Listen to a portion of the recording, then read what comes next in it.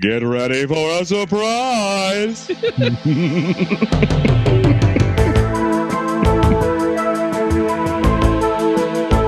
Welcome to INS, the International News Service, your source for the most important weird news from across the globe.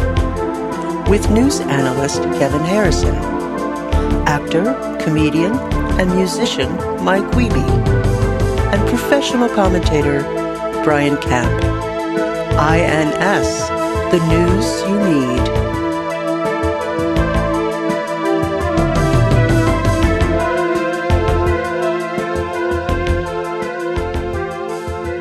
Oh man, for a very select subgroup, that phrase, it triggers all kinds of memories and everything else. You just can't get it out of your head. I wish that if I ever meet Paul Verhoeven, I'm going to grill him about it and have an entire get to know your podcast about it. Well, I just remember how when it starts malfunctioning and Schwarzenegger's taking it off of his head and the way it opens up, Yeah, and how serious his face is. yeah.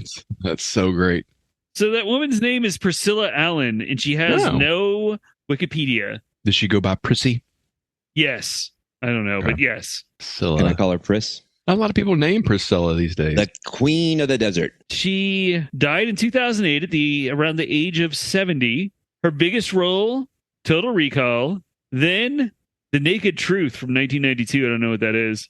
And then her third biggest role is some kind of theater thing, like recorded theater. So she was mostly a star of stage. Oh, well, It sounds like. she was on 2 episodes of Happy Days Oh. as Mrs. Von Hune. Does she play some sort of authority figure to Richie and Potsy and Ralph? That's my guess. Yeah, there was an episode where I think it was an episode where they were going camping. It was like that famous camping episode. They're all like trying to gather stuff, and she, Potsy's of course an idiot, so he can't remember anything he's supposed to bring or whatever. And then they're about to leave, and she's like, "No, you're forgetting something." And she comes back in, and she has a whole bunch of gear for them. She goes, "Get ready for some supplies." Oh my God. How do we have a podcast? How do people... I need you to write in right now and explain why you listen to this show. They have good taste. Well, and I like the idea that Paul Verhoeven, is that his Paul name? Verhoeven, yeah. He just was a really big Happy Days fan, and he thought everybody would get the joke. Then he referenced, Yeah, the very "Get famous ready for joke. supplies." And then it turns out, then later, like, her character ends up working for Al at Al's Diner, and you can see her coming to the window and go like, "Get ready for some more fries." Oh man, Oh this my is God. feeling like This is maybe the best episode of. I retract what I said earlier. This is going to be this is our 102nd episode and our best one. And the first episode of 2023.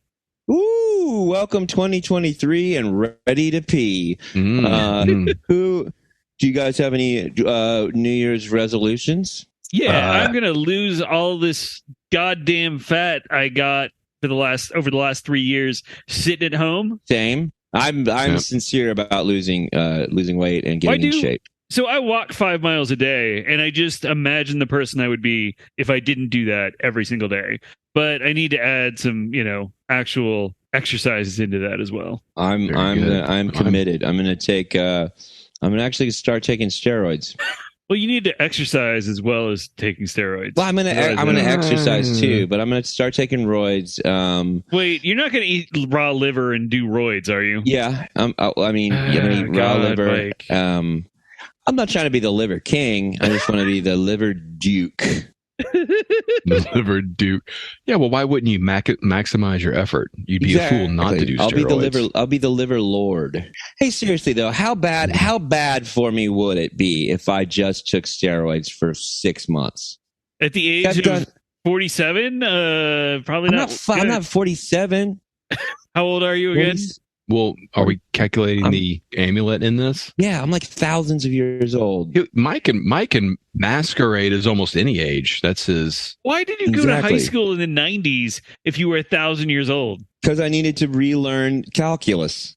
You weren't in you were in fucking theater class. You have a strange memory of your time in high school. I wanted to get better. I wanted to get better at acting. I wanted to figure out how to act like a young person. Wow.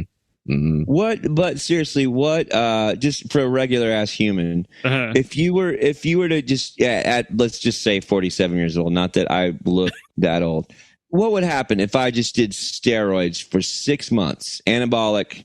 I work out for 2 months. Okay. Get in pretty good shape. Okay. Like moderate, like solid workout plan, solid diet, and then I do steroids for 6 months, and then I don't do them no more. Where's the harm in that? Who gets hurt? A lot of people would say that there's nothing wrong with that, and that's a perfectly healthy way to use steroids. I'm not a doctor, but I think that let's say you did that and a certain appendage shrunk up. Like it was suddenly like you were just running around screaming, "I was in the pool," only you hadn't been in the pool. If it's my nose, I'm in. I think you got to do a lot of steroids before you start getting that kind of stuff, right? Well, I don't know. I don't know anything about. All I've ever used steroids for is when I've had like bad dry skin because I'm allergic to citrus fruit.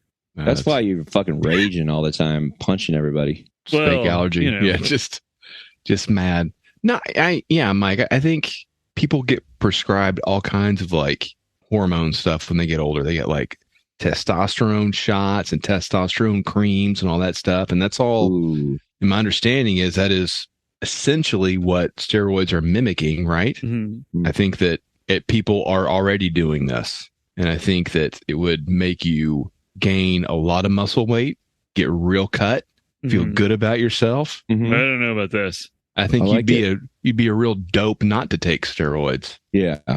You sell steroids? Is that what's happening? It seems like a lucrative market to get into, but no, I don't. You thinking of opening a franchise? Right. A steroid franchise? I've decided I'm not going to take steroids, but okay. I am still not going to tell you that I would not really enjoy speeding up the process of getting into shape. Yeah. That's a fact. Like ridiculously. And I'm sure it wears your body out in a weird way that like once you stop taking them, some shit falls apart. I would imagine shit falls apart as quickly as it comes together. Yeah. But maybe I'm wrong about that. Part of me just really, not to get to crazy level, but like, geez Louise, it would be great to have a little bit of a help me out getting started. Yeah. Right. No, a boost. I have trouble. Like there is no exercise I've ever done that I enjoyed. I feel like I'm genetically predisposed to just be from a bog in the British Isles somewhere where I'm just lifting rocks all the time. And that's how my ancestors stayed in shape. And that's the only way I can stay engaged. Yet my job is sitting here talking to you guys. That's heavy lifting sometimes. Yeah, well, you might say I do all the lifting, but I'm not getting abs from it. Producer Mark Ryan is in super good shape now. Oh, that guy's cut. He's doing the, high intensity hit. Those are good exercises. Somebody did challenge me to a workout plan, but we'll see. We'll see if it happens. I don't know.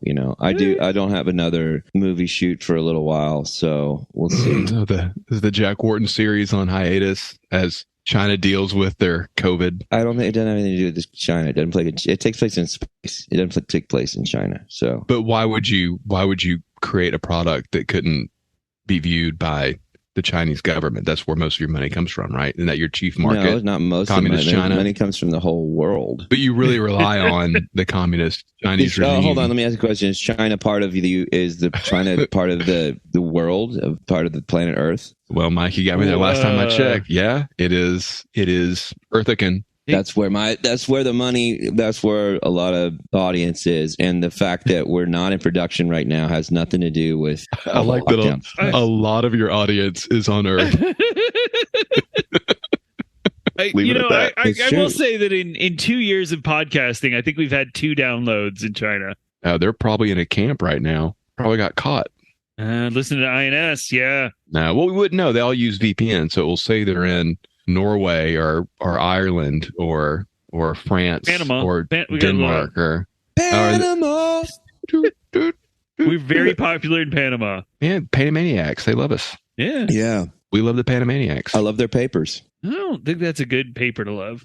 The Panama Papers, they're great. Mm-hmm. How many times were you named in those papers, Michael? I don't know what they are. I'm going to be honest with you. It involves money laundering. It would take too long to explain. Yeah, it's a giant No, it's info bullshit. dump. And our representatives did nothing about. Oh, that's a different podcast. But anyway, Yeah, That's George Norrie's We don't do podcast. that. Mm-hmm. welcome to the international news. Did we do this part? I know. Okay. We were too No. busy talking about how super fucking in shape we're going to get in 2023. Yeah, we're going to get ripped. Yeah. I'm gonna take fuck it. I'm doing roids. I'm back and tracking. I'm doing roids. Okay. Fuck yeah. We should start checking we should measure the Biceps. massive biceps we're going to get over the next year. And The track INS Bicep Challenge. Mhm. I'm going to send it out to That's our listeners exciting. too. This is a challenge to all the listeners. Uh-huh. It's the INS Biceps Challenge. Uh-huh. The goal is starting Okay. today. Uh-huh. No dairy, no milk, no dairy. eggs, Okay. no eggs, Okay. no carbs, no breads, Uh-huh. no proteins. I mean, breads are No, carbs. no legumes, no no fruits, no vegetables, okay. no water, no liquids. Not even urine. Well, I mean that's you can have urine. Okay. You can have anything that your body produces. You're allowed to have. So this is a Anything. breatharian diet is what Yeah, we're it is Yeah. a breatharian diet. It's Okay. the breatharian bicep challenge, Wow. and no Those cheating. biceps are gonna wither. You know, and listen, at the end of the day, like you're not cheating on me if you engage in any of this stuff. You're Uh-huh. cheating on yourself, and you're cheating on your own future, and you're also lying to me. And fuck you if you lie to me. Nobody fucking lies to me. So I want everybody to take it seriously, and then every week we're gonna measure our biceps Uh-huh. and send it in, Yeah. and we'll put up a little chart, and the winner is going to get a free season pass to Malibu Golf and Games. oh, That's in Malibu, California. Malibu, California. They've got Yeah. putt-putt Oh. golf. count me in. They've got a little what do you call it? Go-kart track. They've got the building with the arcade in it. Kind of looks like a castle. We'll see. You know, it goes on for the entire year, Wow. and we're 1 year from today, we will be checking in to see whose biceps are the biggest, and I think they're going to be mine. Only time will tell, Michael. Yeah, it's quite a challenge. Welcome to the International News Service. We're your hosts. I'm Kevin Harrison, along with I'm Brian Camp. And I'm Mike Wiebe. Roid Rage. Mm-hmm. Who's not here? Oh, that's Mark we haven't Ryan. referenced. Oh yeah. Yeah. He's Right, not Mark. here. He's in New York City, home of the big apple pie. Yep. Wow. He's busy screaming "No pain, no gain" at the top of his lungs. Yeah. From the top of the Empire State Building. Right. Pain is just weakness leaving the body. Just screaming it.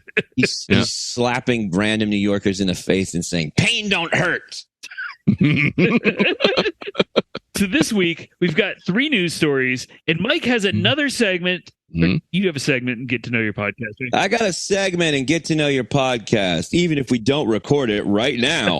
Are you saying segment or segment, Kevin? Segment. You say it's like Segment. I'm hearing it. You hear segment? I'm hearing segment. I'm hearing segment. So our first story comes to us from the Associated Press. Oh, AP. AP. Police in Germany are asking the public to help after a recent heist has left them stumped.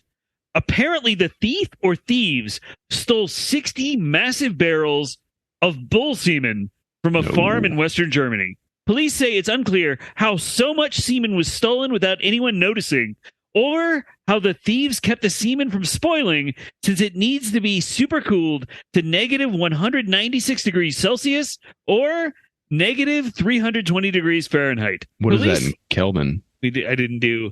Germany uses Celsius. We use Fahrenheit. I didn't do the other systems. Thought we were scientific. Yeah, I did too. And I know there's more to this, but I'm sorry, but I can't help but think that this is an INS listener who wants to win the bicep challenge. Yeah, it And they does know seem that like that this is a real that is shortcut. a loophole. That is Yeah. a total loophole that you can, Yeah, you can. Bull semen actually sort of counts as something you can use, and it is it's protein light. Because we'll get into a couple of uses here, but what if somebody knew about the challenge ahead of time and preemptively stole this bull semen so they could win? I think that's what we're thinking happened. Yeah.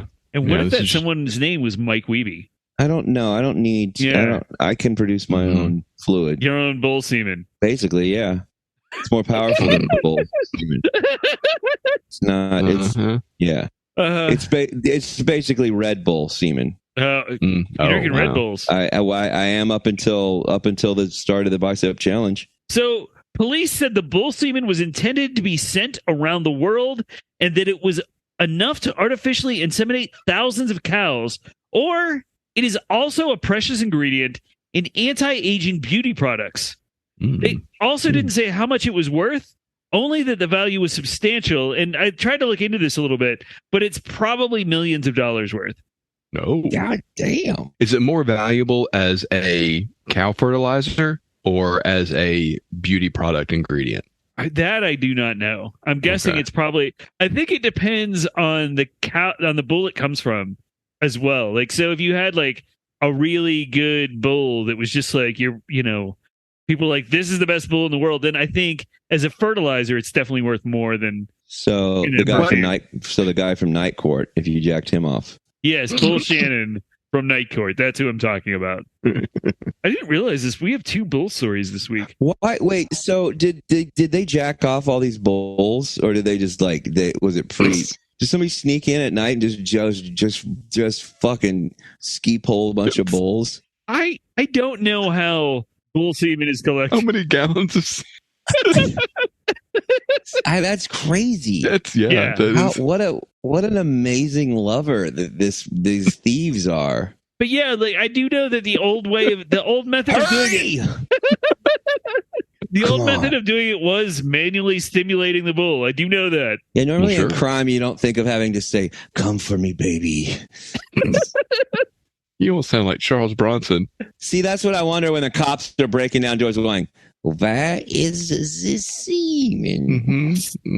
And surely, I mean, some act had to lead to someone discovering that it was an anti-aging cream. Yeah, right? It's because he's fucking running these balls. The balls of these bulls are all shriveled and they're all tired out. It's like, wow, man, all my bulls are just not horny today. Right. What's going on? Super listless. You know what clued them off? They walked in the room and all the bulls were smoking cigarettes. I don't even know if that's a trope anymore. Very good. Late 80s adult humor. Yeah, I don't think the only people who are allowed to smoke now are villains in movies. Yeah. This isn't a whole segment. Quick getting to know your podcast. In the 80s, or when you were done screwing, you had to smoke. That was the thing everybody did. When you were done having sex, you would have a cigarette. So everybody did that? Yeah. So how many times did you do that in the 80s? Remind me? I was smoking a pack a day. I'm sure at the Ho House they had several. It was complimentary at the Ho House. I missed that. Like, that's how they would show you in a TV show or a movie that people had just had sex. You would see them smoking. Yeah. Like, and you knew. Right. It was second only to a train going through a tunnel to indicate. Well, I think the train would go through the tunnel, and then it would cut to them, and the man would have his shirt on, like an undershirt on, and the woman would be under the covers, and they'd both be like, "That's a smooth smoke." Yeah. What a crazy thing, though, to smoke a cigarette in bed in your house. Yeah. That is fucking disgusting. That's more disgusting than sex, even. Which is fucking rancid. This is getting to know Mike. This is great. Man, listen. The only thing more gross than inhaling a carcinogenic tar-based nicotine fuel into your lungs is putting your erect phallus into a grease-covered... Look, our listeners know where babies come from, okay? I'm just saying they're both equally gross. Grease covered. Yeah. Fluid grease covered, mucous membranes writhing within one each other. Like, look at this disgusting thing we just did. And Like, well, how do we top off the night? Well, let's smoke a cigarette. Mm-hmm. Let's do something even worse for us. In bed. In bed. Didn't they used to have PSAs like back in the day telling people not to smoke in bed? Oh, yeah, because they'd fall asleep in bed Yeah. and Shemp, then burn their house down. that happened to Shemp in Three Stooges. Was he okay? Yeah, he was okay. He got burnt pretty bad. He was in a hammock. But that was, I think, the Genius in a Bottle episode. It's a classic. It's a classic Shemp. Is that the incident that kept him from being funny? Oh, stop it.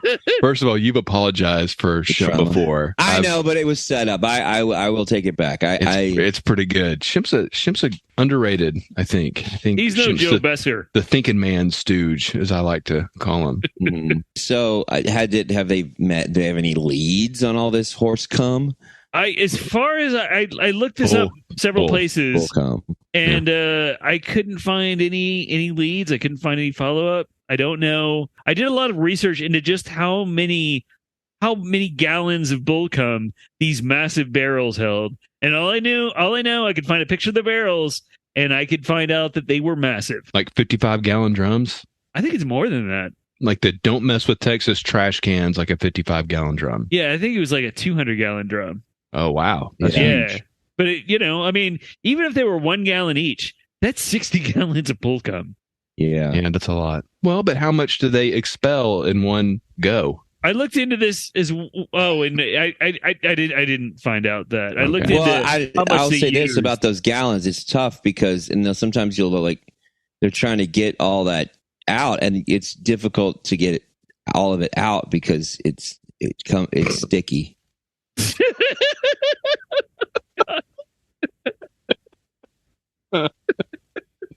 Oh, so man. they have to get a very special machine to suck all of it out. Right. It's so sticky. Yeah. It's sticky. That might be my favorite callback forever and always. It's sticky. So our next story comes to us from the Independent. Now, one of the most important magical items in Harry Potter was the cloak of invisibility, which, as its name suggests, made the wearer completely invisible. Now, Harry Potter's cloak of invisibility may become a reality thanks to a group of students in Wuhan, China. I know about Wuhan. What do you know? That's what Fauci doesn't want to talk about, right, Mike? My pronouns are... Joke is 3 weeks old now. Prosecute! Fauci! So, unlike Harry Potter, however, the cloak appears normal to human eyes. Instead, the cloak, which uses a technology they call invis defense, evades detection from security camera systems monitored by artificial intelligence. What it does is that during the day, the cloak projects a pattern that effectively blinds the cameras, and at night it emits unusual heat signals that confuse infrared cameras. In other words, cameras still see you, but they can't determine that you're human. Of course, the bright light that it emits during the day almost certainly makes the cloak more conspicuous to humans. The estimated production cost of the cloak is just 500 Chinese yuan, or about $72. But there's at least one big concern. The cloak's design means that it would also potentially confuse the detection systems used in self-driving cars. Murders of the future. I didn't see him. He was wearing an invisibility cloak. Just 2 quick questions, and maybe really just one, Okay. because I don't want to forget to ask. Can we all agree that the Harry Potter books just aren't very good and they're kind of dumb? Yes. Thank you. I don't like them. They're not fun. They're stupid. I enjoyed them at the time. I didn't think they were high literature or anything. I didn't think the movies were that great. I never read them, but I hate them. Yeah, I didn't read them either, but I can't stand them. And here's the thing, too, is turning kids onto the occult, and that's why I won't have them. That's right. You know how many kids took the very quick path from Harry Potter to Ouija boards to injecting amphetamine into their rectums. Mm-hmm. Rectum. It's a direct through line. Oh, no. And you know what? After that happened, it damn near killed them. I'm sure the books are fine. I'm sure that books are fine if you're fucking stupid. Way to call 8-year-olds stupid, Many 8-year-olds are willing I'm willing to battle you in a general knowledge contest. How many books did you read at the age of 8? Well, I mean, I read the only 2 that were important, the Bible and the Constitution. There you go. And how many 8-year-olds are reading those now? Probably none. In this stupid woke PC culture, they're all just reading about witches and warlocks and talking pigs and that's the Charlotte's Web. no, Peppa.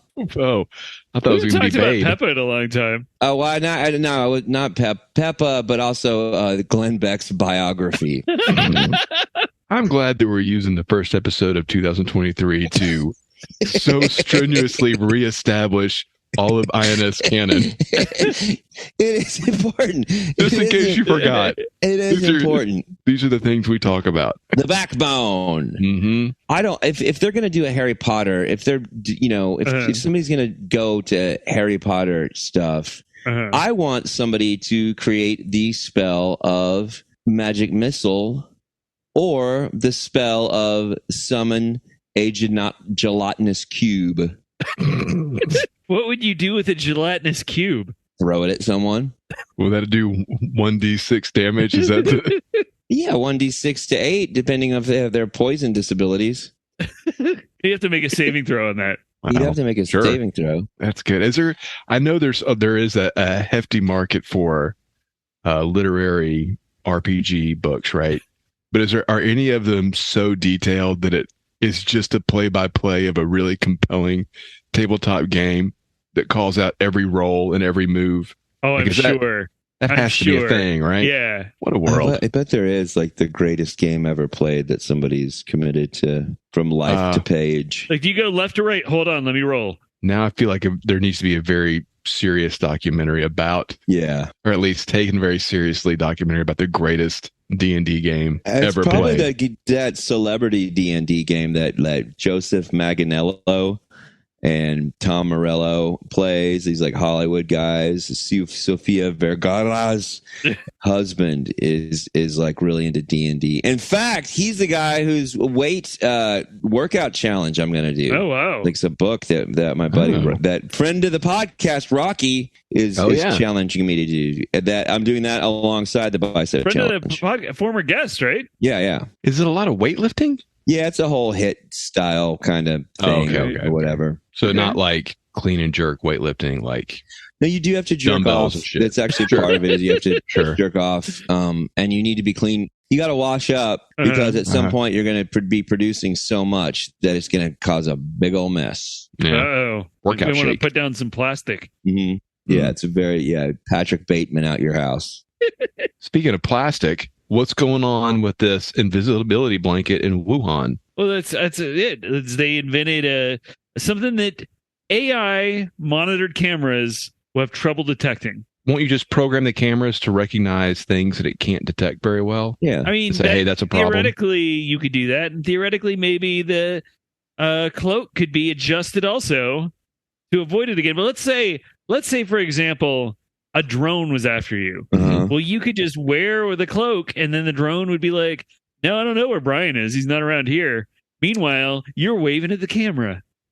Got you guys. There was a cloak that I saw that was essentially did that for human eyes, where there was like a camera facing behind you that was kind of, the cloak was kind of like a projector, like a screen sort of, and it would kind of project what's behind you and front behind, but I don't know. So I'm sure it would look a little altered and a little like Predator vision-y ish. But I don't know. I think that shit's cool. That's some Ghost in the Shell stuff. Yeah. I definitely would like to wear one, but mostly just because I don't want to dress up. Yeah. So would you wear? Okay, that's a good question. What would you wear under your invisibility cloak? I don't know. There's not much that I can't sneak into without wearing a big apparatus like that. Okay. Like I'm pretty fucking adept. We did sneak into the Rolling Stones. Yep. I've got a real solid Snake vibe going on. So you hide under a box. I'll basically turn into a box. I don't know, but I that would be pretty fun to have an invisibility cloak. But Sure. like I said, a greater power would be to summon gelatinous cubes and cone of cold. That might be a second level Brian, what would you wear under your invisibility cloak? I don't know, like a sauna suit, maybe, so I could kill two birds with one stone. What is a sauna suit? Yeah. It's like one of those, like Speedos? like to cut weight, like just like a Yeah. plastic suit that is tied up at the ends on the arms and legs, so that Okay. it just collects the sweat. Okay. Because then I would save the sweat too. I'd have something to drink. Yep. I guess For the bicep challenge. You're like a Fremen in Dune, I don't know what you're referencing. the novel Dune by Frank Herbert. Not heard of You it. never heard of? Oh, the Zendaya movie? Oh yeah, The Zendaya Yeah, movie? oh yeah, that Zendaya movie. The Yeah. movie. Yeah. I think I saw the movie, or I heard the movie came out, but I didn't know Okay. it's based on a book. Timothy Chalamet. The main thing you need to know about those gorgeous, gorgeous young Hollywood actors is that they're in a movie where they're constantly eating their pee-pee and poo-poo through their suits. Yeah, that's true. I'm sustaining from my feces and my urine. You're So our next story comes to us from Live Science. It's actually pronounced live science, but go ahead. I'm Yeah, sorry, from don't- Live Science. I thought we debunked this source. No, this is a good Live Science and or Live Science is a pretty good source of information. It's just live, not and or. It's just I live took live science. science in the 7th grade. Yeah. I do like this story. I'm just gonna. Okay. This is a All right. good one to kick off 2023. I think we'll see what All right. happens. Archaeologists were excavating an 11,000-year-old Stone Age building in Turkey recently when they made an amazing discovery. Wait, how, like the building was inside a giant turkey, or was it like a little model inside? It Was was it a- like a Thanksgiving? Did they find it at Thanksgiving kind of it's in thing? the country Turkey, the nation known as Turkey. Mm. Is partially in Asia and partially in Europe. All right. Well, hopefully we get a story about something that came from ham. I thought you hated ham. I thought all the ham you ate was gray. Oh yeah, you do have a problem with ham. I do hate ham. You probably had a lot of ham over Christmas. Shit. Shit. It was. You know what? It was tough around. You know what the hardest thing to be around Christmas is? Wait, what's that? Is a jive turkey. So archaeologists were excavating an 11,000-year-old Stone Age building in the nation of Turkey when they made an amazing discovery.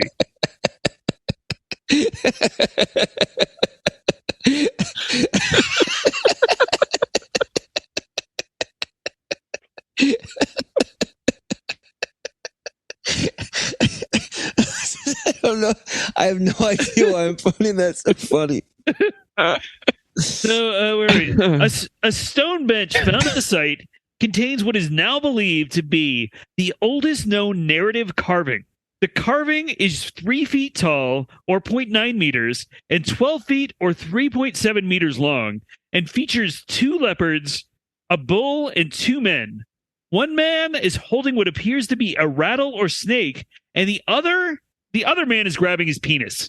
What's being conveyed isn't totally clear, but the artist who made the carving really emphasized the pointy teeth of the leopard and the sharp horns of the bull, but most especially he emphasized the man holding his penis by rendering him in full 3D. Oh, Yeah. Yeah, like everything else is he's looking at you. well, so it's- everything else is like an etching. So it's like maybe like a couple millimeters, but that man like totally juts out. Like you see his face, you see his nose, he's got a weird expression on his face. You see him holding his dick. It's all right there. Is it Robert Mapplethorpe that did this? Maybe Robert Mapplethorpe of the 9th century. No, this is 11,000. I got to do math now. Thanks, Mike.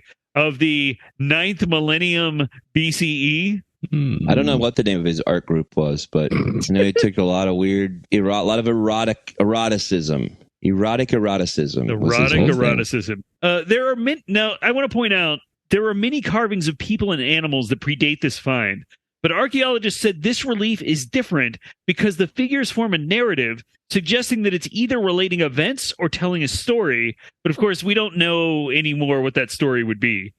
The building itself was a communal building measuring 36 feet or 11 meters in diameter, and it was carved directly into limestone bedrock. Also, the building is only half excavated, including the bench, and archaeologists expect that they may find more narrative carvings and possibly more carved dicks as their work continues. Well, it sounds like it's just the world's first hentai. It's just There might be, yeah. just the world's. Okay. Where was this found? Turkey, the nation of Turkey. The Byzantine Empire of old. Okay, that's good too. Do they have anime there? I mean, I'm sure they can get anime. They do have crazy movies like Turkish Star Wars. Well, because I saw this anime, and there was this like tiger guy, and he had a big old dick, and he started, and then check it out. No, hold on. Okay. And then his dick turned into 6 dicks, right? Uh-huh. And they wrapped around this girl. She just got off school, and she still had her school uniform on. And they went in all of her parts. Is this Legend of the Overfiend? I know it's based on a true story or something that happened a long time ago. Okay, so that's what I'm wondering, if this Uh-huh. had something to do with that. Yeah. Well, they didn't have anime 11,000 years ago. But they had carvings of anime. But yeah, they didn't know that they had benches that long ago either, Yeah. but they found Yeah. them, so maybe they Look at did that. have them, Kevin. They had manga back then. I mean, they Yeah. didn't have anime because they didn't have TVs, but they had manga. Uh-huh. They had Yeah, hentai surely. manga. Oh, We Kevin got shared For the the- screen. for the listener, we're looking at an image of what appears to be It's a some bull Yeah, Yeah, it's a bull. the bull, and then there's a guy. holding goring the something. guy. Well, he's going at him for sure. He's kind of Yeah. got the defensive, like, oh my god posture. Mhm. And then there are 2 leopards, and Yeah. then in between in 3D, you tell me what's going on there. He's jacking off for sure. Yeah. He's Yeah, he's jacking totally off. Look at his jacking face. He's not happy about it either. I don't know. It looks like he's smiling to me. Yeah, I think he looks pretty upset. Is he doing it to please the tigers? Is it the only way they're going to let him live? They're either savage or happy. But yeah, so he's the only really 3D thing. Everything else is like an etching. Yeah, everything else is like kind of is 2D and he's 3D. Has anybody ever actually tried jacking off in front of a tiger? Tiger King. Did he do that? I never don't know. saw that. I'd have to assume he did. Yeah, you would think. I would put honestly, the odds higher than lower. yeah, you would think that. Yeah. So they're fairly convinced they're going to find the rest of the novel inside the building. No, they don't know what they're going to find, but I doubt by looking at pictures they're going to be like, oh, that's what that means. But maybe. I mean, it's just full of limestone they got to clear out. I mean, they might find, to Mike's point, a book, right? A book of drawings, because we don't know what's there. It could be like an early book. There were no books 11,000 years ago. Oh, we don't know about any books. There's magazines though. Yeah. Nobody's like writing full books because they didn't have enough words yet. They're I just doing see. magazines. Right. Right. How many words do they have? I mean, I don't know, but that's why they did a lot of drawings and stuff like that. Yeah. That sounds right. I like the idea that this might have just been like, I think that I'm sure there are all these scientists walking around going like, what ancient myth is this a part of? Or what, primitive version of to explain reproduction or religion does this mean? But I love to think that this was just some fucking dude that had too much time on his hands and just was going to be real funny. Who the whole tribe was like, we're going to go somewhere far away and go on the hunt. And we need you to stay here and take care of like a couple elderly grandmas that just kind of stay in one hut far away. And he was just decided, I'm going to do something really funny for you guys when you get back in 3 months from the hunt. And probably they get back and the cool hunters thought it was really, really funny. And then there's a whole bunch of grumpy, elders that got real mad at him. Right. And then the cool hunters thought that was really funny too. And he was just like, I'm going to spend months, with crude tools making a guy jacking off, or maybe it was making. See, here's what I bet happened. I bet this was a true story. I bet there was some stupid pervert that was just always jacking off, and at one point he was just jacking off so loud that it his cum when he'd come he'd go, and then it called some leopards. Some leopards came and just mauled him right when he came. And it was just like the funniest thing that ever happened ever. And they just were like, somebody was like, I have to memorialize the time that, Uglug got mauled by tigers while cranking one out.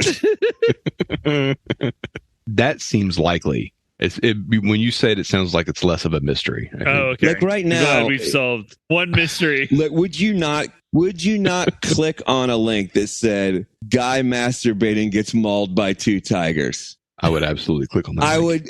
I cannot. It would. My hands, my motor skills between reading that and the neurons synapsing to click that link could not be quick enough. Mm-hmm. There's no high speed modem that's fast enough to get me that image when I find out that image exists. To look at his eyes, but you're like, or especially like what if the tigers hit right when he starts coming? That's probably exactly what's happening. That's exactly what's happening. Well, will we follow up on this story, Kevin, as they uncover more of the Turkish dig? If there are any more dicks in the Turkish dig, you'll hear about it here first. All right. Stand by, listeners. Yeah, I hope they find another part of the bench and it's just a tiger running around with a severed penis in its mouth. That would finish the story nicely. Yeah. And the man chasing the tiger trying to get it back. Come back with that. So, Mike, I believe you have a story for us. Oh, yeah, I do. The Von Erich family was an American professional wrestling family. Yes.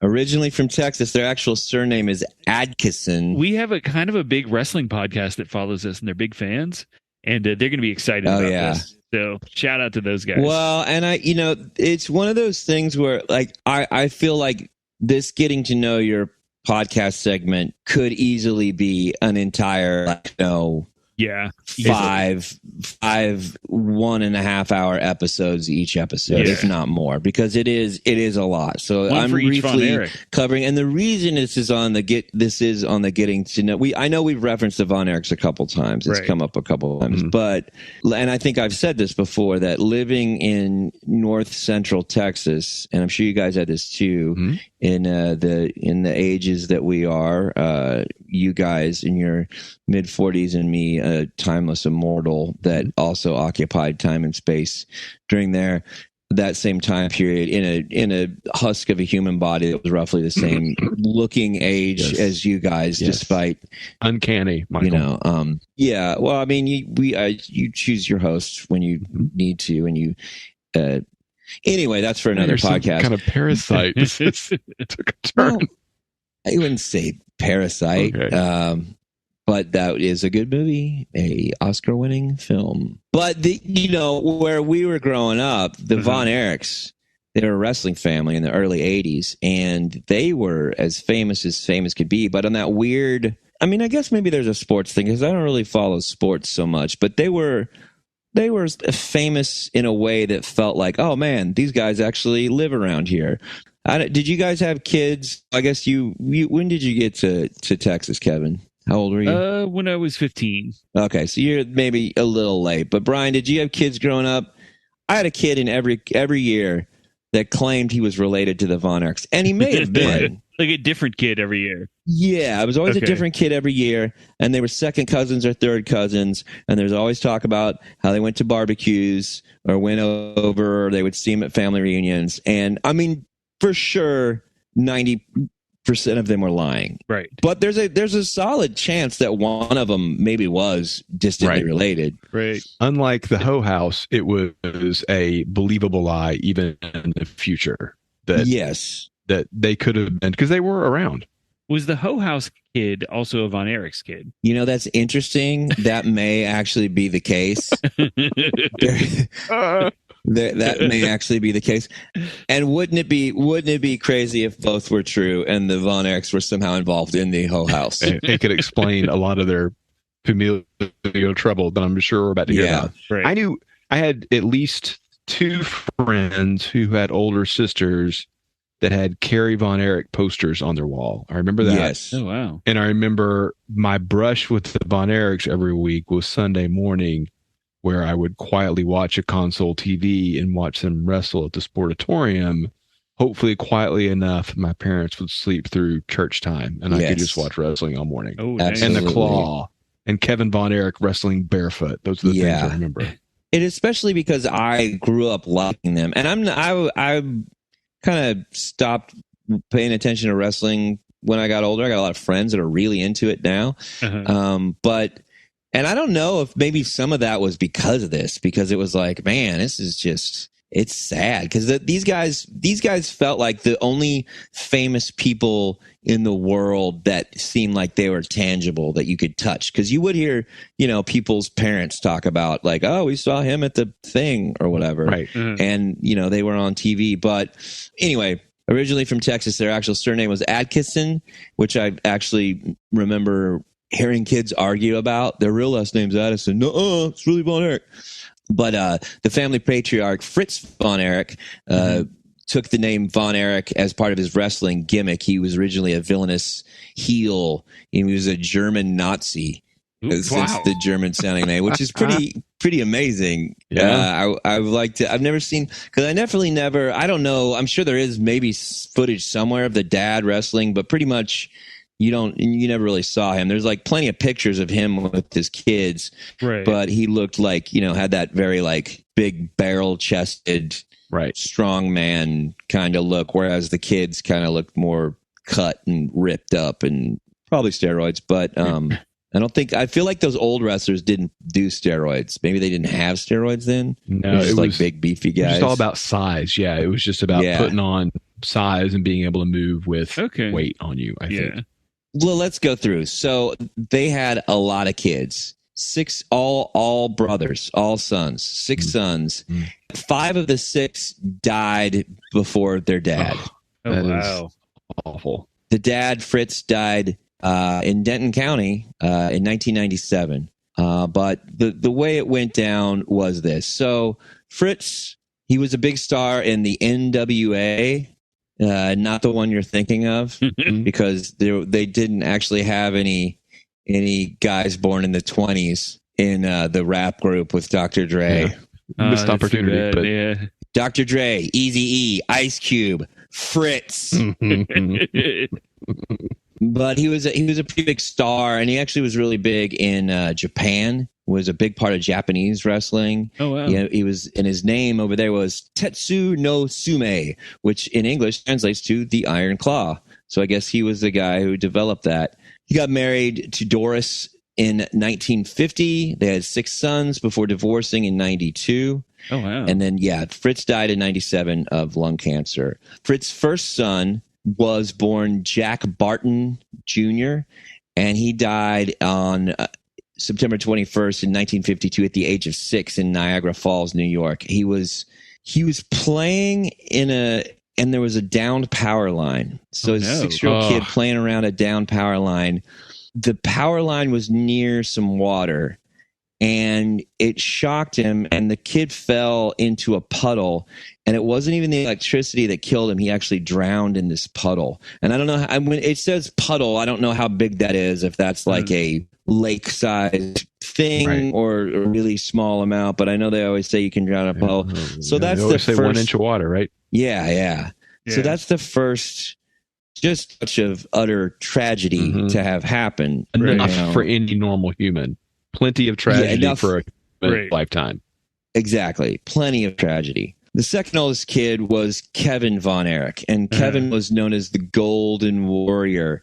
The majority of Kevin's career was spent working in WCW, that's World Class Championship Wrestling, and he had feuds against such wrestlers as Chris Adams, the Fabulous Freebirds, and Ric Flair. I remember the Fabulous Freebirds a lot. They were, I know Ric Flair's like kind of way more famous now, but the Fabulous Freebirds, they had big, glorious mullets, and I remember they were the bad guys. Right. Didn't they bob their head back and forth when they walked? Yeah, I think they did bob their head back and forth. And it was, they had these, really long, like, it looked like the mane of a horse kind of mullet. Beautiful hair. Beautiful hair. Beautiful. Like you wanted to. Yeah. It was there that Kevin became known for utilizing trademark maneuvers like the body scissors and the iron claw, as well as for wrestling barefoot. Kevin got married to Pamela May, and they had 4 children. Kevin is the one member that's still alive right now. Kevin is... Real quick aside, just because you mentioned earlier that everybody somehow knew the Von Erichs. My wife often waited tables on Kevin Von Erich years Yeah. ago. So, Was he a good tipper? I don't know. I don't know that much. My ex-roommate, Chris Pierce, I guess it's fine if I say his name. I saw his art thing in Galveston, by the way. It looked awesome. It's super awesome. Yeah. Yeah. He's real good at what he does. He's ridiculously talented. Makes you mad that he's good at it. He's so like, that son of a bitch. Yeah, it's awesome. Yeah. But Chris used to work at a pet store, and apparently Kevin was a snake enthusiast, or maybe still is a snake enthusiast, and would come every week and say, "You got any dead or dying birds?" Because you get free birds to feed to his snakes. Right, just real quick, what was the name of that pet store? I think Chris worked at PetSmart, but there was a pet store called Fish and Chirps. I remember Fish and Chirps. And I like that. That's a good name. But Fish and Chirps. Yep. Good stuff. All right, so Kevin. He moved. He's now no longer in Denton, but he was in Denton forever. Yeah, he's now in Hawaii. Oh wow! And there's a documentary about this called "The Curse of the Ring." So yeah, Jack drowned when he was 6, and then David was the Yellow Rose, of Texas. He was the third son born to Fritz, and he was considered the best all-around wrestler of the family. He was brilliant in the ring.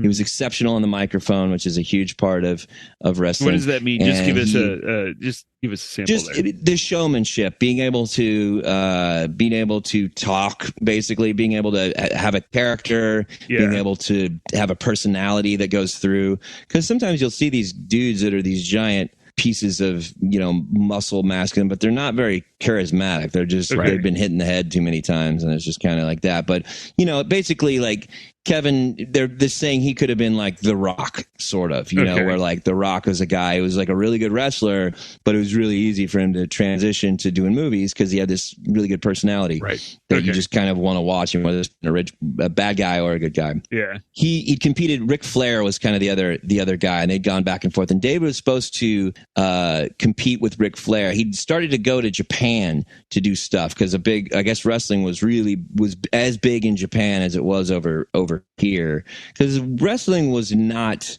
the national. It was real regional thing that it was. It was very regional, and it was popular for sure, but it wasn't. Certainly not like the kind of money and the kind of fame, like national fame. And because this is like pre Hulk Hogan, even, I think. Yeah. Maybe. I don't know. Maybe this is around the same time. I don't have dates in front of me, but he was probably wrestling regionally too at the time somewhere else, like Jerry Lawler. And so David's over in Japan and he's wrestling, and then he dies of something called acute enteritis, which is some sort of a internal swelling, but most people believe he died of a drug overdose. And the heavily rumored is that Bruiser Brody got rid of the evidence before the jab, because it was like a thing of like, everybody could get jail time around this. So it was necessary for him to get rid of the evidence. What's the guy that plays Mick Foley also has concurred that is what happened. David left behind a wife and a daughter from previous marriage. He was only 25 years old when he passed away in Japan. Wow. And in a tribute to David, his younger brother, Kerry Von Erich, would take his place in the NWA and defeat Ric Flair for the world title. And they did that as kind of like an homage. It was sort of like a sentimental thing, which I don't know if that happens in wrestling very much anymore. It seems like a real more business-drawn thing, but it was like it was something that they're like, it's only right for us to keep that in the family and have the next winner be him. Yeah. The next brother to lose his life would be Mike. Mike Von Erich was Fritz's 5th son. It was been said that Mike never wanted to enter the family business to become a wrestler, and it would be an injury that he sustained from wrestling that would nearly cost him his life. While in Israel, Mike passed out during a match and was rushed to the hospital. Apparently, it was some kind of a shoulder thing, and they did some sort of surgery on him, but I guess bad medical stuff over there, and he got toxic shock syndrome. Oh wow. Okay, so what I think happened was he got the shoulder surgery, got the toxic shock syndrome, and then suffered brain damage from the toxic shock syndrome and would never be the same. So he gets back and he's physically not able to do any of the things that he used to do. And he's still feeling all this pressure to do this thing that he never really had a ton of interest in doing. Yeah. And he nearly died because of it. And now he's, physically lesser. And he's continuing because of the brain stuff. He's getting physically more fatigued. He can't keep up muscle mass. He was a Von Erich, but he was never like I said before, David was the star. David was the one. And he's just not David. He starts getting really depressed. He tries to get back into shape, but all the damage and the time off and the shock syndrome, it's robbed him of muscle mass. And he couldn't even get back to the level that he was, which wasn't the level of David. Right. So he starts getting DUIs and he's drinking, probably some drug use. He leaves a suicide note for his family to find. And Mike, he drives out to a lake. I believe this is the one that drives out to a lake, but he overdosed on sleeping pills, leaving his family to mourn the loss of another Von Erich. And I can't remember if this is the one that died at the lake or not, because the deaths keep coming, y'all. He was only 23 years old when he died. The last one was 25. So 6, 25, and 23. Yeah. Okay. Yeah. So the next brother to die was the youngest brother, Chris Von Erich. Chris was the youngest of all the Von Erichs, and unlike his brothers who were larger men that possessed tremendous athletic gifts, Chris was only 5'5", and occasionally you'll see pictures of all of them, and he is just a solid foot shorter, it looks like, than the rest of them. He just looks way small. He's got asthma. He had asthma his entire life, and he, unlike his older brother Mike, wanted nothing more than to be a professional wrestler. That's exactly what he wanted. He dreamed of being part of the family and having that professional wrestling career, but he also had brittle bones. I don't know. He had brittle bones. They were highly susceptible to breakage while performing in the ring. And he still tried his best when he was healthy enough to compete, even at a tag team match against Steve Austin at one point. But he just could not. He just was not anywhere physically in the same league as the other brothers. Yeah. So in September of 1991, about 2 weeks before his 22nd birthday, Chris went and he committed suicide by gunshot wound. Oh, no. He was really depressed at, not having a wrestling career. And I'm sure there were drugs, alcohol involved. And he just was in a lot of pain and realized that it wasn't going to happen. So he shot himself. So Kerry Von Erich, which is the one that I think like both those guys were all kind of, I hadn't seen them as much, but Kerry definitely got the most famous. He was all the way, because I remember him being in WWF for a while, right? Yeah. He was the Texas Tornado, and he was kind of the biggest one. He had good looks. He was definitely the most cut, like very like muscle, like, because some of the other guys had a little bit more of that like muscular, like old world looking strength, where it was just kind of a block of muscle. But he had all the, I don't know, look like a bodybuilder kind of thing. I hear more and more like, oh, that's steroids. Yeah, that's 100% steroids. But I don't know. I wasn't there. I would do steroids in different spots without him. Oh, okay. So Kerry had a longer career, but during, the drug abuse and stuff like that, things were kind of going out. He kind of started to lose a bit of his step in the ring. And then he was involved in a brutal motorcycle accident. And due to the damage sustained, he ended up losing his right foot. Oh, no. His right foot amputated. The physical and emotional toll of all of it led Kerry to become addicted to prescription drugs. Mm-hmm. So he went on to get a prosthetic foot, and apparently he did a lot of wrestling in this prosthetic foot, but he was super embarrassed about it, and he was always trying to hide it, which to me, like, goddamn, build a whole career out of being the wrestler with the prosthetic foot. Oh, yeah. What a great bit. Yeah. But obviously, like, you're in this family that's so wrestling focused. There's got to be some piece of that is really caught up in that desire to be successful and all that. And who knows, maybe wrestling wasn't ready for that at that time period. But his depression would not subside. He was headed down a very dark path. And his family had to have known Kerry was about to do the unthinkable. Kerry used a gun, but he elected to shoot himself in the heart as opposed to the head. And I think that was because they couldn't do an open casket funeral on his younger brother, and that upset some of the family. So he shot himself in the heart. There was definitely drugs and partying that went along to do with that, and not partying, but like painkillers and coke and the 80s. Yeah, everything was around. Everything was around. So none of the brothers had lived past the age of 33. People call it the wrestling curse. Kevin being the only one that's still alive. Right. There's an ESPN documentary called Wrestling the Curse that gives an inside look at what changed, at the family that changed wrestling in the 80s. And I guess he's in Hawaii living his life, but goddamn, that's awful. Again, that's very quickly glossing over. Yeah. Much more depressing and intense if you were to go into the lives of every single one of them. But wow, what a brutal form of entertainment. Well, you gloss over it, but at the same time, I mean, you talk about Kerry and his foot. If they had lived, even though they'd be in their 50s now, right? 50s, 60s, something like that. They and their family would be involved with wrestling on the national stage right now. Yeah. I mean, just the gimmick of an entire family of wrestlers, and it's almost like they all died before a producer or wrestling got to the point nationally that somebody said, this is the gift that we'll keep giving forever. We can have story after story after story about this family. Yeah. Did any of the brothers' sons go into wrestling? Well, that's what I was about to say. There may be that. There is a third generation. There are some kids. Ross Von Erich is involved in MLW Tag Team Championship. There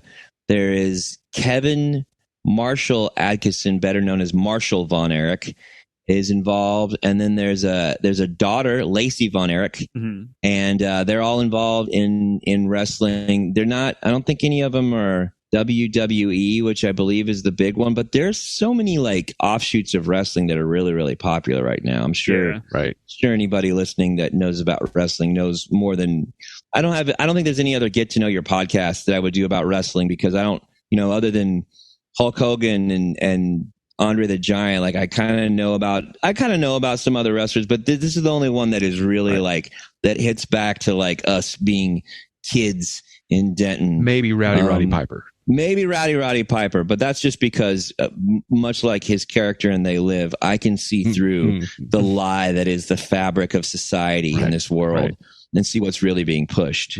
Wow. I too come to chew bubblegum and kick ass, and I too am all out of bubblegum. Have y'all seen Hell Comes to Frogtown? Oh yeah, it is not good. It is, and it's not even good. Well, it's got some good parts, but it's frustrating in that a movie called Hell Comes to Frogtown with Roddy Piper, where he's wearing a chastity belt like codpiece because they need to use his semen to repopulate the planet, should be a way better movie. Like that should be one of the best movies of all time. Okay. But it is without even trying. Yeah, but it is weirdly a slog that doesn't go anywhere. I feel like before we wrap up, I should just add that, and Mark can cut this out if he wants, but the national, like, if you're depressed, if you're feeling suicidal, take this out one. National Suicide Crisis Lifeline is just 988 on your phone, and I just want to add that. And you can actually text it too. Yes, I will agree with that. Normally, you're setting me up to make a joke, but it's one of the few. Mental health is one of the few things that I'm occasionally sympathetic to, occasionally sincere about, and sympathetic to. Well, and especially if you're a listener, we don't have enough to spare. So that's true. Yeah, that's really what this is all about. Well, don't pass that number along, but for you, yeah, for you, listener, don't share it. It is so I can't imagine a more tragic story. Like, I'm just rolling through these tabs and looking at pictures of this family of 1, 2, 3, 4, 5, 6 strapping giant men who all succumbed to awful self-inflicted deaths. Right. It really is a story you would not believe. It's almost, people are hearing it now, and I don't know that if they haven't heard this before, are processing it as the true story that it is. Stuff like this just doesn't really happen. Yeah. It's a movie type story, but And people have said for years too that they were going to come out with a movie about it. But I think really a documentary is the best you're getting. How are you going to watch a documentary about that and be able to just be? I mean, you would have to immediately go watch a wacky screwball comedy in order to wash off the sadness of all that. You have to invent the happy ending. Like if you want to have some hope. I don't know what the documentary did. I'm sure it was about the next generation, but you have to have some sort of like, I guess they didn't learn their lesson the first time. They're still trying. I don't know. But man, that Iron Claw was a good move. They look incredibly Central Texan to me too. Yeah. Yeah. Like when you look at their faces, not to say anything negative, but I don't necessarily mean that in the best way, because a lot of their faces look like guys who picked on me. Yeah. There's like a certain kind of Texas redneck vibe that they have.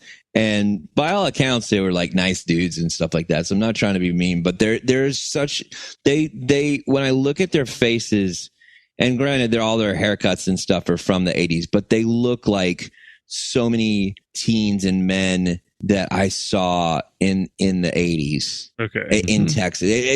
They look so Texan to me. It's really, really striking. The Texas good old boy. The early Texas good old boy is what that look is. I agree. They're masters at looking that way. If it's something you can try to do. But if you can try it, that's what it is. So if you ever want to know, that's another little for our Danish listeners I know who are very interested in the look of a North Texas man. Yeah. Look at the Von Erichs. That's what they Okay. If you want to know the guy who pulled over in his pickup truck and threw a beer bottle at me when I was a kid, just like one of them. Yeah. Yes, many a slur was hurled from a moving pickup truck while I rode my skateboard. Oh yes. Down University. As I cut through someone's backyard at full sprint behind me, I could hear those same slurs. Good times.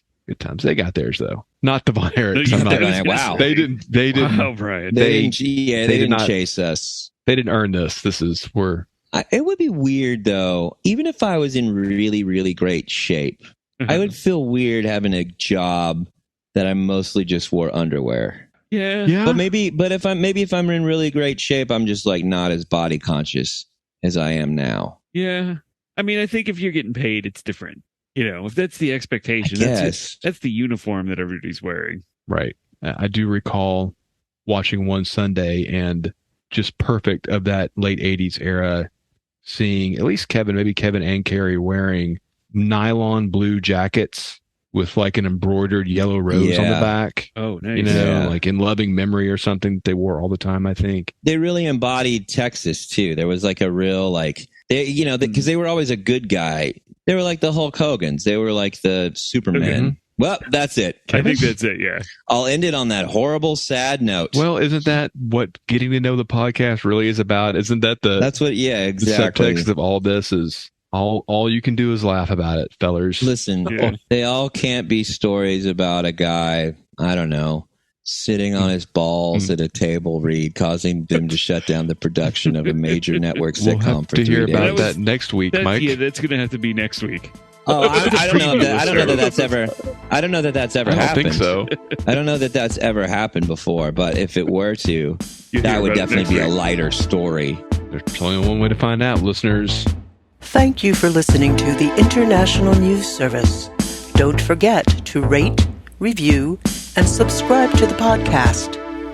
INS, the news you need.